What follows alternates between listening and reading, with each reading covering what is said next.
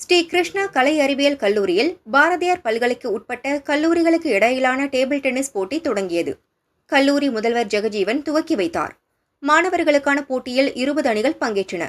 Knock out முறையில் நடைபெற்ற league சுற்றில் PSG கலை அறிவியல் கல்லூரி, ஸ்ரீ கிருஷ்ணா கலை அறிவியல் கல்லூரி, பாரதியார் பல்கலை, ஈரோடு கொங்கு கலை அறிவியல் கல்லூரி ஆகிய 4 அணிகள் மோதின.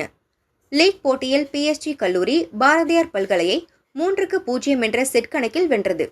தொடர்ந்து கொங்கு கல்லூரி அணி 3-1 என்ற செட் கணக்கில் கிருஷ்ணா கல்லூரி அணியையும், கிருஷ்ணா கல்லூரி அணி பாரதியார் பல்கலை அணியை 3-0 என்ற செட் கணக்கிலும் வென்றன. PSG கல்லூரி அணி 3-0 என்ற செட் கணக்கில் கொங்கு கல்லூரி அணியை வென்றது. தொடர்ந்து PSG கல்லூரி அணி 3-0 என்ற செட் கணக்கில் ஸ்ரீ கிருஷ்ணா கல்லூரி அணியையும், கொங்கு கல்லூரி அணி 3-1 என்ற செட் கணக்கில் பாரதியார் பல்கலை அணியை வென்றது. இறுதியில் PSG கல்லூரி அணி முதல் இடத்தை தட்டி சென்றது.